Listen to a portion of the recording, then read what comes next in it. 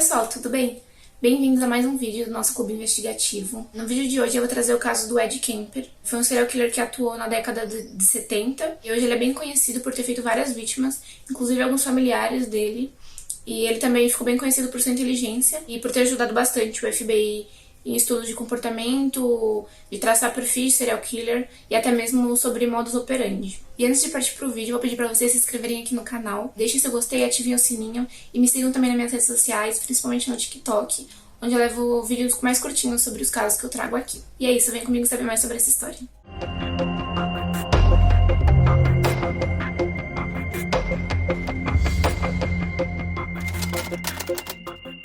Edmund Emil Kemper nasceu no dia 18 de dezembro de 1948 em Burbank, na Califórnia, nos Estados Unidos. Ele era filho de Edmund e de Claire Nell Kemper e ele também tinha duas irmãs, a Eileen e a Susan. Logo na adolescência, o Ed já era bem conhecido por ser muito inteligente, por ter um QI acima da média, mas apesar disso ainda ele sofria muito bullying na escola e com pessoas da sua idade por conta do seu tamanho, porque ele era uma criança muito grande, né? Até mesmo na época da adolescência ele chegava a medir quase 2 metros, hoje em dia ele já mede mais do que isso. Isso fez ele se isolando cada vez mais e também fez ele se tornando uma pessoa cada vez mais antissocial. E ainda nessa época ele já começou a apresentar comportamentos sociopatas, ele maltratava, torturava animais, ele mantinha atividades sexuais com as bonecas das irmãs dele. Uma vez também ele disse para a irmã dele, se referindo a uma professora que ele gostava, que se um dia ele quisesse beijá-la, ele teria que matá-la. As suas primeiras vítimas foram os gatos da família. O primeiro quando o Ed tinha 10 anos, que ele enterrou o gato vivo, e o segundo quando ele tinha 13 anos, ele abateu com uma faca. Passado um tempo, em 1957, os pais do Ed se divorciaram, e então ele foi morar só com a mãe e as irmãs em Montana. A mãe dele era uma pessoa muito problemática, ela tinha muitos problemas mentais, então a relação dela com o Ed era bem conturbada. E a partir desse momento também os cuidados que eram necessários ao Ed foram totalmente negligenciados. Então a mãe diversas vezes, agredia ele, torturava tanto psicologicamente quanto fisicamente. E ela obrigava também ele a dormir num porão na casa, isolado do resto da família, dizendo que ele apresentava um perigo para as irmãs dele. O pai do Ed, ele era um veterano, na Segunda Guerra Mundial, e ele chegou a comentar posteriormente que nem se comparava, os traumas da guerra nem se comparavam a viver com a Claire, de tão ruim que ele dizia ser. Além disso, também o pai dele revelou que a Claire dizia sempre que ela tinha medo de agradar o Ed e ele se tornar gay. Também ela dizia frequentemente pra ele que nenhuma garota ou nenhuma mulher se apaixonaria por ele. Por conta dessa vida conturbada que o Ed estava tendo com a mãe dele, quando ele tinha 14 anos, ele fugiu de casa e foi morar com o pai dele, com quem ele tinha uma boa relação. Agora o pai dele estava casado novamente e ele tinha um enteado, o filho da madrasta. No começo o pai dele acolheu ele estava dando tudo certo, mas o Ed começou a ter muitos conflitos com o enteado, do pai dele. Então o pai dele acabou mandando ele pra morar com os avós, que eram o Edmund e a Maudie, numa fazenda em North Fork, na Califórnia. Assim como não gostava de viver com a mãe, o Ed também odiava viver com os avós. Posteriormente ele descreveu o avô dele como senil e declarou também que a sua avó tirava toda a sua masculinidade. Ele falou que ela era mais homem do que qualquer homem que ele conhecia e ela sempre estava disposta a castrar ele e o avô dele para provar isso. Então era um relacionamento bem conturbado, assim como era com a mãe dele, e posteriormente ele chegou a declarar que ele não conseguia agradá-la de nenhuma forma, então ele se tornou uma bomba relógio e finalmente explodiu. Isso porque no dia 27 de agosto de 1964, depois de uma das muitas discussões acaloradas que o Ed tinha com a avó dele, ele pegou o rifle de caça calibre 22 que ele tinha ganhado do avô dele e deu um tiro na cabeça da avó dele. No momento do crime, o avô ainda estava no mercado, mas assim que ele chegou em casa, antes mesmo dele sair do carro, quando ele estava saindo, o Ed também atirou nele. Então, depois do crime, o Ed limpou toda a cena calmamente e ligou para a mãe dele para contar o que ele fez. A mãe dele mandou ele se entregar para a polícia, então ele fez isso. Ele ligou para a polícia e confessou todo o crime. E ele sentou do lado de fora da casa e ficou esperando nos degraus da frente, assim, tranquilamente pela polícia. E posteriormente ele justificou o crime, dizendo que matou a avó dele porque ele queria saber como era matar alguém. Mais especificamente, ele queria saber como era matar a avó dele. E a morte do avô, ele justificou dizendo que ele matou o avô porque seria muito triste ele chegar e ver que a esposa dele morreu. E então, por conta desse crime, logo após isso, o Ed foi detido e ficou sob a supervisão de autoridades e de médicos psiquiatras. Então, durante esse tempo que o Ed ficou detido, ele foi diagnosticado com esquizofrenia paranoide, que é uma doença que faz a pessoa ter alucinações, delírios e até sensação de perseguição. E por isso ele foi encaminhado para o hospital de Estacadeiro. Lá é uma instalação de segurança máxima para condenados com doença mental. Mas, como eu falei, o Ed ele era muito inteligente e depois de um tempo nesse hospital, ele conseguiu manipular todo mundo ali, ele se tornou, né, o interno favorito de todo mundo, tanto dos outros internos como também dos médicos, inclusive dos psiquiatras. Então ele alcançou um nível de confiança muito alto e depois de um tempo ele foi até escolhido por um dos psiquiatras para ser seu assistente. Então, dali ele tinha acesso a todas as fichas dos outros internos, então ele tinha acesso a relatórios e coisa do tipo. Isso dava muita margem para ele aprender o que falar nas próximas consultas, nas próximas avaliações. Dava também a chance dele falar o que o psiquiatra gostaria de ouvir, se passar por uma pessoa totalmente saudável, sem nenhum problema mental. Isso fez com que no seu aniversário de 21 anos, em 1969, o Ed fosse liberado e a sua ficha até foi arquivada. Então, depois de sair do hospital, contra as recomendações dos médicos, o Kemper voltou a morar com a mãe. Nessa época, ela estava trabalhando como assistente administrativa na Universidade da Califórnia, em Santa Cruz. E nesse momento também o Kemper ele começou a frequentar, né, o campus da universidade, começou a cursar lá. E ele passou também por alguns empregos, até ele conseguiu um emprego no departamento de transportes em 1971. Nesse momento também o Kemper estava tentando entrar para a polícia estadual, que era o seu grande sonho. Mas ele fez vários testes, apesar de ter passado em todos eles, ele foi rejeitado por conta da sua altura. Com essa frustração de não ter passado, a única coisa que consolava o Kemper era a amizade dele com policiais que ele tinha feito. Então, esses policiais chegaram até a presentear ele com algemas, armas, né? E nessa época ele também comprou um carro, um Ford Galaxy 500, que era um carro usado como viatura na época também, né? Ele comprou esse carro com um dinheiro que ele ganhou de um acordo que ele fez com um homem que atropelou ele. E fora isso, ele comprou também alguns equipamentos que ele julgou útil para começar seus ataques, como armas, cordas e mais algema. Nessa época, o Kemper já morava sozinho, mas devido a vários problemas financeiros que ele tinha, diversas vezes ele tinha que voltar para a casa da mãe, e nessa época também o relacionamento com a mãe dele ia de mal a pior. Enquanto o Kemper trabalhava dirigindo pelo departamento de transportes, ele percebeu que assim na rua tinha muitas mulheres pedindo carona, principalmente perto de campus de universidade. Então ele pegou seu carro particular e passou a rondar esses lugares, oferecendo carona para essas mulheres. Ele dizia que no começo ele dava carona assim para conversar mesmo com essas mulheres, para tentar se familiarizar com pessoas da sua idade, tanto que ele deu cerca de 150 caronas para as mulheres sem nenhum incidente. Mas o desejo de voltar a matar ainda vivia dentro dele, e posteriormente ele chegou a declarar em uma entrevista que quando ele viu uma garota bonita, ele pensava em chamá-la para sair e conversar, mas o outro lado dele pensava como que seria a cabeça dela empalada. Então, ele mesmo reconhecia que a mente dele era muito perturbada. Essas caronas inofensivas terminaram no dia 7 de maio de 1972, quando o Kemper encontrou duas estudantes pedindo carona para Fresno State, que era onde elas estudavam. As duas jovens eram a Mary Ann Peace e a Anita Luchessa. As duas tinham 18 anos. O Kemper pegou elas duas, né, como carona, e levou até uma área arborizada, perto dali mesmo. No começo ele tinha a intenção só de violentá-las sexualmente, mas acho que ele acabou ficando em pânico, né, com toda a situação e acabou matando as duas. Então, depois de matar as duas meninas, o Kemper pegou os corpos das duas meninas e colocou dentro do porta-malas do carro dele e seguiu para casa dele. Enquanto ele ia para casa, ele chegou separado por um policial, porque o farol traseiro do carro dele estava quebrado, mas o policial não chegou a revistar o carro e mandou só ele seguir viagem e consertar o farol. Chegando em casa com os corpos, ele praticou pela primeira vez o ritual que depois viria a ser conhecido como seu modus operandi. Então ele tirou foto dos cadáveres, praticou atividade sexual também com os corpos. Por último, ele desmembrou os dois corpos e descartou em sacos plásticos. As famílias das duas vítimas chegaram a registrar o desaparecimento, mas elas não tiveram nenhuma resposta até o dia 15 de agosto do mesmo ano, quando uma cabeça feminina foi encontrada na floresta de Santa Cruz e depois identificada como a cabeça da Mary Ann. Mas só que até esse momento não tinha nenhuma ligação com o Kemper, então eles não estavam nem perto de descobrir quem tinha feito isso. A sua segunda vítima, não sei se é assim que pronuncia, mas ela se chamava Aiko Ko. Ela tinha 15 anos e ela aceitou uma carona do Kemper porque ela perdeu o ônibus que levaria ela para aula de dança e ela já estava atrasada. Isso no dia 14 de setembro de 1972. Com a Aiko, ele fez o mesmo ritual que ele tinha feito com as outras vítimas e ele chegou a declarar posteriormente também sobre essa vítima em específico que ele admirou a sua presa como um pescador faria. Nessa época também o Kemper ele passou a frequentar um bar chamado Jury Room.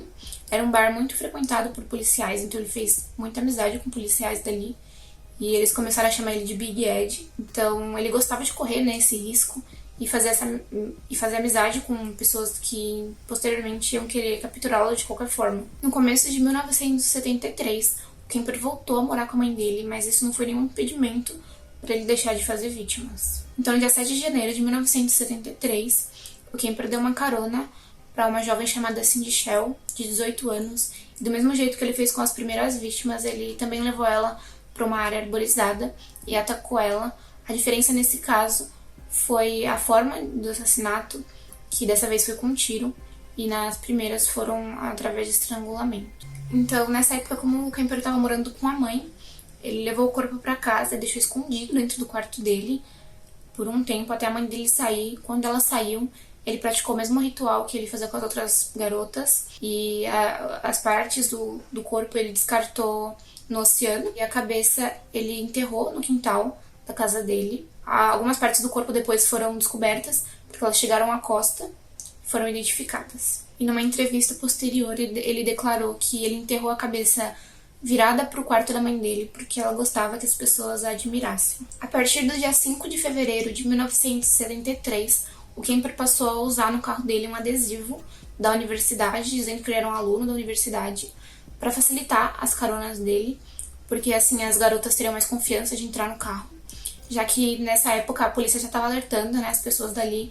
que tinha um possível criminoso sequestrando mulheres. Então, nesse mesmo dia, ele dirigiu até a Universidade da Santa Cruz, e ele ofereceu carona para duas garotas. Uma era a Rosalind Thorpe, de 21 anos, e a outra era a Alice Liu, de 20 anos.